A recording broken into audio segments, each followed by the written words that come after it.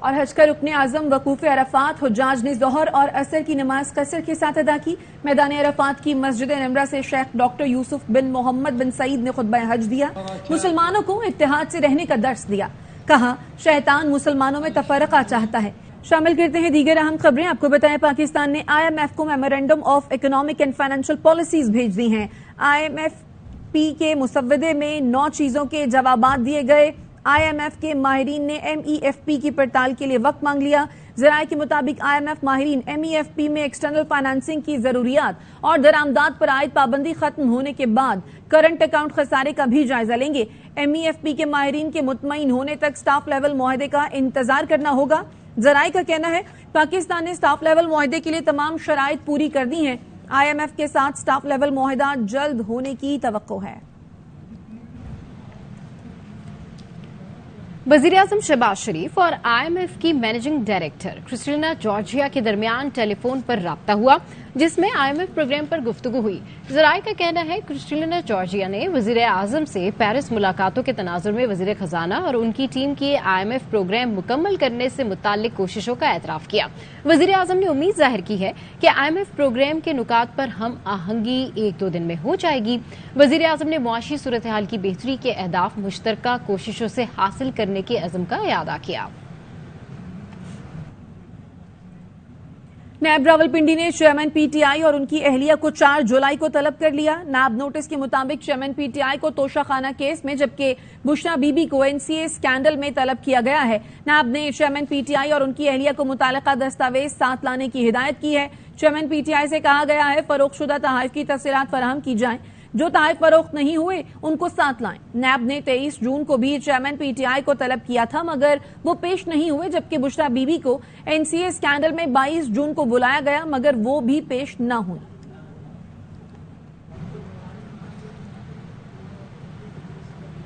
Supreme court میں فوجی عدالتوں میں شہریوں کے ٹرائل کے خلاف درخواست کی سماعت کے دوران اٹارنی جنرل نے کہا ابھی کوئی ٹرائل شروع نہیں ہوا، ملزمان کو پہلے وکلا کی خدمات لینے کا وقت ملے گا۔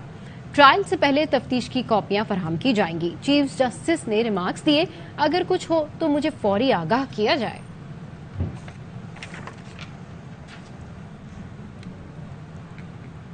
تو اسی حوالے سے آپ کو بتائیں کہ آئندہ ہفتے سے دستیاب ہوں گا۔ اٹارنی جنرل نے یقین دہانی کرائی کہ فوری کسی کا ٹرائل نہیں ہو رہا۔ لطیف کھوسا کا کہنا ہے سویلین کا ٹرائل ملٹری کورٹ میں غیر آئینی ہے۔ آئین اور قانون کے مطابق عام شہری کا ٹرائل انسداد دہشت گردی کی عدالت میں ہوگا یا عام عدالت میں ہو سکتا ہے، کسی صورت ملٹری ٹرائل نہیں ہو سکتا۔ پاکستان کا عام شہری کے سول رائٹس کسی صورت میں جو ہے وہ آرمی ٹرائل نہیں ہو سکتا ہے۔ ان کا آئین اور قانون کے مطابق اگر وہ اینٹی ٹیررزم ایکٹ میں ہے تو اس میں ٹرائی ہونا چاہیے، یا اگر PPC ہے تو پھر عام عدالتوں میں ان کا سیشن کورٹس میں ٹرائل ہونا چاہیے۔ کسی کیس میں ٹرائل شروع نہیں ہوا۔ ٹرائل مقصود ہوگا تو نقول دی جائیں گی، ان کو وکیل رکھنے کی جو ہے کہا جائے گا کہ اب اپنا وکیل رکھیں، اور انشاءاللہ یہ پروسیڈنگز اس وقت تک نہیں چل سکتی جب تک اس کیس کا فیصلہ نہیں ہوتا۔ خبریں اور بھی ہیں لیکن شامل کریں گے اس بریک کے بعد۔ ہمارے ساتھ رہیے۔ Welcome back. 102 شرپسندوں کے مقدمے فوجی عدالتوں میں چل رہے ہیں۔ ان تمام ملزموں کو ہائی کورٹ، سپریم کورٹ میں اپیل کا حق ہوگا۔ DG ISPR نے بتایا آرمی ایکٹ کئی دہائیوں سے آئین کا حصہ ہے۔ فوجی عدالتیں 9 مئی کے بعد نہیں بنائی گئیں۔ نذیر محمد گوندل نے پاکستان تحریک انصاف سے راہیں جدا کر لی۔ 9 مئی کے واقعات کی شدید الفاظ میں مذمت کرتے ہوئے پاکستان تحریک انصاف کو خدا حافظ کہہ دیا۔ اور پاکستانی جو 9 مئی کے واقعات ہوئے ہیں ان کی شدید الفاظ میں مذمت کرتا ہوں، کیونکہ افواج پاکستان اور شہدائے پاکستان ہمارے لیے ہمارے ایمان کا حصہ ہے، اور جن لوگوں نے یہ حرکت کی ہے ہم ان کی پرزور مذمت بھی کرتے ہیں اور اس کو کنڈیم کرتے ہیں۔ تو جہاں تک تعلق ہے پالیٹکس کا، اس فیصلے کے بعد ہم نے PTI سے تو کو خداحافظ کہہ دیا ہے۔ آئندہ کیا عمل ہوگا، کیا سیاست کرنی ہے نہیں کرنی ہے، وہ وقت میں ثابت کر فیصلہ کریں۔ رہنما تحریک انصاف ٹوانا اور پیر قاسم سیالوی نے پارٹی چھوڑ دی۔ کہتے ہیں 9 مئی کے واقعات میں تحریک انصاف کے ناسمجھ دوستوں نے حصہ لیا، جس کی مذمت کرتے ہوئے پارٹی چھوڑ رہا ہوں۔ پیر قاسم سیالوی نے بھی PTI سے لا تعلقی کا اعلان کر دیا۔ 9 مئی کے بعد آپ کو سیاست اور نیشنل سیکورٹی میں تفریق کرنی پڑتی ہے. ذاتی مفاد کو دیکھ کے قومی مفاد کے اندر آپ کو دیکھنا پڑتا ہے. اور اس کے اندر جس طرح پاکستان تحریک انصاف کے چند ناسمجھ دوستوں نے اس کے اندر اس کا حصہ بنے، میں اس کی مذمت کرتا ہوں. بنیادی طور پہ اس وجہ سے تحریک انصاف سے علیحدہ ہو رہا ہوں. 9 مئی کے حالات کی جو ہے واقعات کی جو جس طرح سے ہوا مذمت کرتا ہوں. پی ٹی آئی ہو یا کوئی بھی پاکستان کی کوئی بھی سیاسی جماعت ہے، میرا اس سے کوئی تعلق نہیں ہے. آج کے بعد واپس آئیں گے اس بریک کے بعد. ہمارے ساتھ رہیے.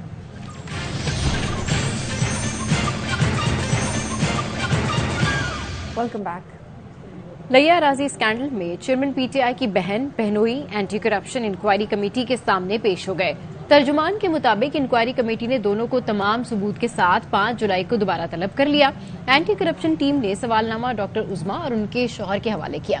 چیئرمین پی ٹی آئی بھی انکوائری کمیٹی کے سامنے پیش ہونے کا وعدہ کر چکے ہیں.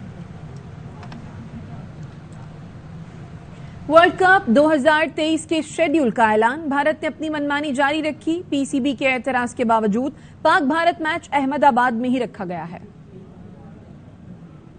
قائد آباد پولیس نے دودھ کی دکان پر ڈکیتی کرنے والے 2 ملزمان کو گرفتار کر لیا ہے. نذیر شاہ سے جانیں گے. نذیر، گرفتاری سے متعلق بتائے گا. بالکل دیکھیں، قائد آباد پولیس سے جس نے خفیہ اطلاع پر کارروائی کرتے ہوئے سی سی ٹی وی فوٹیج کی مدد سے 2 ملزمان حسن اور ریاض جنہوں نے دودھ کی دکان لوٹی تھی ان کو گرفتار کر لیے.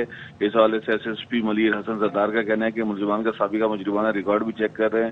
ان ملزمان کے قبضے سے 2 پستول چھینے ہوئے موبائل فون ملے اور فوٹیج میں ملزمان کو موٹر سائیکل پر ڈکیتی کے واردات کے لیے آتے ہوئے دیکھا جا سکتا ہے. اور ایک ملزم کھلے چہرے کے ساتھ اندر داخل ہوا اور دراز سے یہ کیش نکال کر اپنی جیب میں بھرتا رہا اور اس کے جیب سے جو نیچے پیسے گرے اس کو پھر دوسرے ملزم نے اٹھایا اور واردات کے بعد دونوں ملزمان بآسانی فرار ہو گئے تھے. اور سی سی ٹی وی واضح ہونے کی وجہ سے ان دونوں ملزمان کو گرفتار کیا گیا جس پر مزید قانونی کارروائی کی جا رہی ہے. جی بہت شکریہ نذیر شاہ.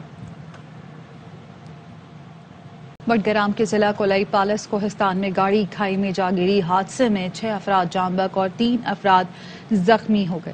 نور الحق ہاشمی ہمارے ساتھ موجود ہیں، ان سے مزید جانیں گے. اپڈیٹ کیجیے گا.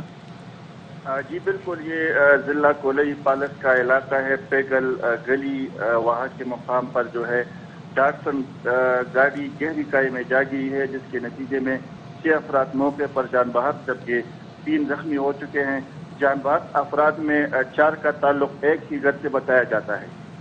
ٹھیک ہے، بہت شکریہ آپ کا اپڈیٹ کرنے کے لیے. پشاور میں ایف آئی او اور ایکسائز پولیس کی مشترکہ کارروائی. حوالہ ہونڈی اور کرنسی کی غیر قانونی ایکسچینج میں ملوث 2 ملزمان کو گرفتار کر لیا گیا ہے. عدنان طارق سے جانیں گے. عدنان، اس کارروائی سے متعلق بتائے گا. جی بالکل، فیڈرل انویسٹیگیشن ایجنسی ایف آئی اے کی کمرشل بینکنگ سرکل پشاور کے ایکسائز پولیس کے ہمراہ ایک بڑی کارروائی ہوئی ہے. ہنڈی، حوالہ اور کرنسی میں غیر قانونی ایکسچینج میں ملوث ملزمان کو گرفتار کر لیا گیا. ملزمان کے قبضے سے 2 کروڑ 17 لاکھ روپے برآمد کیے گئے. گرفتار ملزمان جو ان کو پشاور موٹر وے چوک کے قریب علاقے میں کارروائی کے دوران گرفتار کیا گیا. ملزمان برآمد ہونے والی کرنسی کے حوالے سے ایف آئی حکام کو مطمئن نہ کر سکے. ملزمان سے ہنڈی حوالے سے مختلف رسیدیں بھی برآمد کی گئی ہے. ملزمان کے موبائل فون کو فرانسک کے لیے ارسال کر دیا گیا ہے. جی بہت شکریہ آپ کا عدنان طارق. عسکری ٹاور حملہ کیس میں گرفتار ختیجہ شاہ نے ہائی کورٹ میں درخواست ضمانت دائر کر دی. درخواست میں موقف اختیار کیا گیا. پولیس کی جانب سے عائد کیے گئے الزامات بے بنیاد ہیں. ختیجہ شاہ کسی قسم کی توڑ پھوڑ اور جلا گھرا میں ملوث نہیں تھیں. عدالت بعد از گرفتاری ضمانت منظور کرے. عسکری ٹاور حملہ کیس میں گرفتار ختیجہ شاہ نے ہائی کورٹ میں درخواست ضمانت دائر کر دی. درخواست میں موقف اختیار کیا گیا. پولیس کی جانب سے عائد کیے گئے الزامات بے بنیاد ہیں. ختیجہ شاہ کسی قسم کی توڑ پھوڑ اور جلا گھرا میں ملوث نہیں تھیں. عدالت بعد از گرفتاری ضمانت منظور کرے.